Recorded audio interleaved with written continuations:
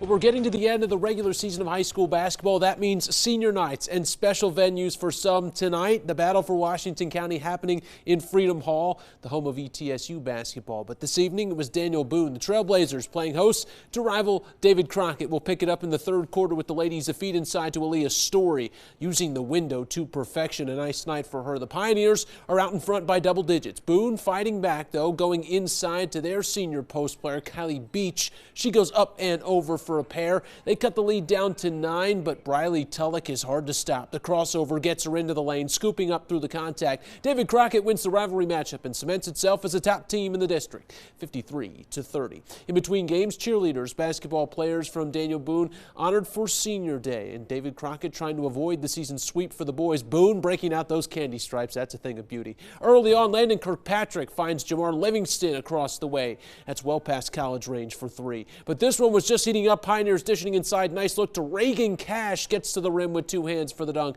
But in the second quarter, Livingston says, "That's very nice. I only need 1 hand." In traffic, look out below. He can score in all types of ways. Boone grabs the win inside Freedom Hall, 74-48. Over at the Tribe Athletic Complex, another Big 5 matchup between Science Hill and DB. The toppers on the offensive. Kiera Whitney coming over the screen, steps inside the arc and nails the jumper. DB, however, was getting to the hole at will tonight. Caroline Hill looking like she's coming downhill, coasting in, finishing with the left. Later on, Hannah Fry in the corner. She's going to go off the dribble, slashing towards the basket, and she gets there. The Lady Tribe, they win big, 59-25. Immediately following was the boys taking the floor. The Tribe are off and running in this one. Jonathan Gillespie scooping up the loose ball, a little fake and a finger roll goes through. Still in the first quarter, more transition. Dante Oliver finding Dace Potts. It's a long shot, but it only counts for 2.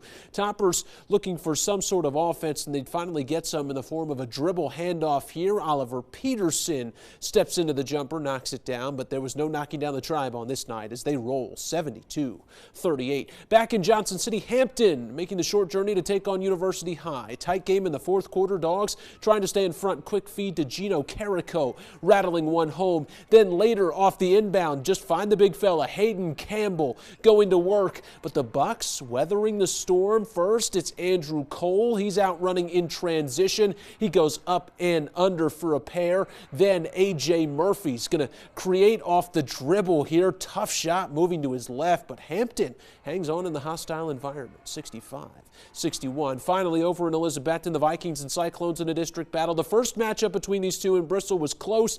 Vikings doing their best to separate early in this one. Inbound loop to Riley Gentry. The junior fires one from beyond the arc. Cyclones creating some havoc with the pressure, though. Vikings throw a tough pass. Nate Stevens not letting this one away. Scraps for it and is rewarded with the easy 2. But the Vikings, too much firepower. Creed Music driving baseline kick to Maddox Fritz. Buries the 3. Vikings win by 20, 62-42.